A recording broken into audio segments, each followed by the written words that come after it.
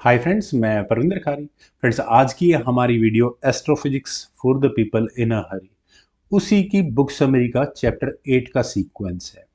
Friends, इसमें नील deGrasse Tyson समझाते हैं कि यूनिवर्स में इतनी सारी चीज़ें हैं, प्लैनेट, स्टार्स, मून्स, इवन छोटे मोटे कंकड़ पत्थर भी अगर हम कहें, इनमें ज़्यादातर चीज़ें गोल ही क्यों होती हैं। राउंडनेस नेचर का एक फंडामेंटल आउटकम है और इसके पीछे ग्रेविटी और फिजिक्स दोनों काम करते हैं।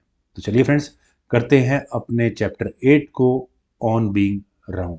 फ्रेंड्स, नील डिग्रेसी टाइसन इस चैप्टर में एक सिंपल लेकिन बहुत गहरा सवाल उठाते हैं कि यूनिवर्स में चीजें गोल क्यों हैं, चाहे वो प्लैनेट्स हों, स्टार्स, मून्स या इवन साबुन के बुलबुले। राउंडनेस हर जगह दिखाई देती है। इस चैप्टर में नील हमें बताते हैं कि नेचर में गोल आकार मतलब स्फेरिकल सिमेट्री कोई कोइंसिडेंस नहीं है, बल्कि फंडामेंटल फिजिक्स का एक आउटकम है, द पावर ऑफ ग्रेविटी। जब कोई ऑब्जेक्ट बहुत छोटा होता है, जैसे कोई छोटा सा कंकड़ या कोई एस्ट्रॉयड, उसका शेप इरेगुलर होता है क्योंकि उसकी इंटरनल ग्रेविटी बहुत वीक होती है। जैसे ही ऑब्जेक्ट का मास बढ़ता है, ग्रेविटी उस पर डोमिनेट करने लगती है और ग्रेविटी हर डायरेक्शन से उस ऑब्जेक्ट को इक्वल वे में अंदर की तरफ पुल करती है और मास सेंटर की तरफ खिंचता है। रिजल्ट, ऑब्जेक्ट स्फेरिकल हो जाता है। इसी वजह से प्लैनेट्स और स्टार्स राउंड शेप्ड होते हैं। Planets and moons, small asteroid और कॉमेट्स अक्सर इरेगुलर शेप के होते हैं, लेकिन जब बॉडी का डायमीटर 600 किलोमीटर से ऊपर चला जाता है तो ग्रेविटी मटेरियल को रीशेप करके उसे राउंड बना देती है।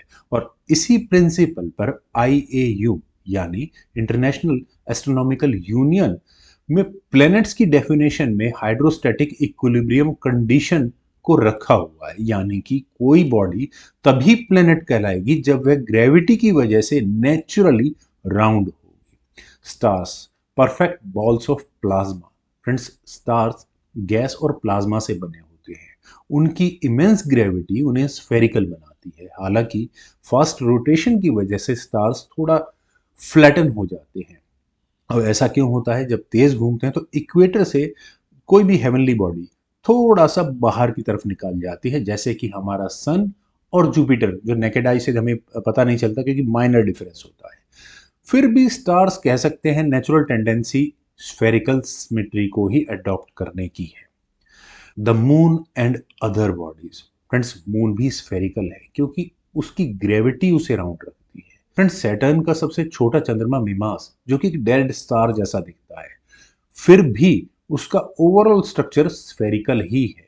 लेकिन फ्रेंड्स, कुछ डॉफ प्लैनेट्स जो कि बहुत फास्ट रोटेट करते हैं, तो उनका शेप इक्वेटर से थोड़ा सा बाहर की तरफ खिंच जाता है। इस तरह के fast rotating small planets, डॉफ planet, हमारे सोलर सिस्टम में नहीं है, लेकिन एक्सो प्लैनेट्स में हमें इस तरह के हेवनली बॉडीज या डॉफ प्लैनेट्स काफ़ी नज़र आते हैं। Bubbles and drops, everyday roundness. Friends, roundness सिर्फ कॉस्मिक स्केल पर ही नहीं बल्कि रोजमर्रा की जिंदगी में भी नजर आती है। पानी की बूंदें स्फेरिकल होती हैं क्योंकि सरफेस टेंशन मॉलिक्यूल्स को मिनिमाइज करके कॉम्पैक्ट शेप बनाने के लिए फोर्स करते हैं। इवन साबुन के बुलबुले भी स्फेरिकल होते हैं क्योंकि हवा का प्रेशर, इवन अंदर और बाहर का एटमॉस्फेरिक प्रेशर, दोनों इक्वलाइज हो जाते हैं। नेचर एनर्जी को मिनिमाइज करने के लिए राउंडनेस की शेप को ही प्रेफर करता है। Exceptions to roundness. फ्रेंड्स, अगर कोई बॉडी बहुत फास्ट रोटेट करती है तो सेंट्रीफ्यूगल फोर्स की वजह से उसके पोल्स थोड़ा श्रिंक हो जाते हैं, फ्लैटन हो जाते हैं। सबसे बड़ा एग्जांपल तो हमारी पृथ्वी ही है। अगर हम नॉर्थ पोल और साउथ पोल से डायमीटर को मेजर करें और इक्वेटर से डायमीटर को मेजर करें तो दोनों में लगभग 43 किलोमीटर का डिफरेंस है। मतलब नॉर्थ पोल और साउथ पोल में इक्वेटर से 43 किलोमीटर छोटा है। सैटर्न और जुपिटर जैसे गैस जाइंट भी ज्यादा फ्लैटन है क्योंकि पृथ्वी से तो बहुत ज्यादा तेजी से रोटेट करते हैं। फ्रेंड्स, अब बात करते हैं हम आर्टिफिशियल ऑब्जेक्ट्स और नेचुरल बॉडीज की। ह्यूमन मेड स्ट्रक्चर्स जैसे बिल्डिंग, स्पेसक्राफ्ट अक्सर नॉन राउंड होते हैं क्योंकि उनमें इंजीनियरिंग रिक्वायरमेंट भी अलग होती है। नेचर में जब भी कोई फोर्स यूनिफॉर्मली काम करती है, जैसे gravity, pressure, tension, shape naturally spherical बन जाती है। यही रीजन है कि कॉस्मिक बॉडीज हमारे डिजाइन से कहीं ज्यादा सिमेट्रिकल लगती है। फ्रेंड्स, ये चैप्टर भी नील एक फिलोसफिकल अंदाज में खत्म करते हैं। नील इस चैप्टर में सिर्फ साइंस ही नहीं एक्सप्लेन कर रहे, थोड़ा फिलोसफिकल एंगल भी जोड़ते हैं। राउंडनेस हमें यूनिवर्स की सिमेट्री और ब्यूटी का एहसास कराती है, दिखाती है कि कैसे कॉम्प्लेक्स सिस्टम्स भी एक सिंपल प्रिंसिपल फॉलो करके एक ऑर्डर क्रिएट करते हैं। राउंडनेस परफेक्शन और बैलेंस का सिंबल है और ये पूरे कॉस्मोस में हमें नजर आता है।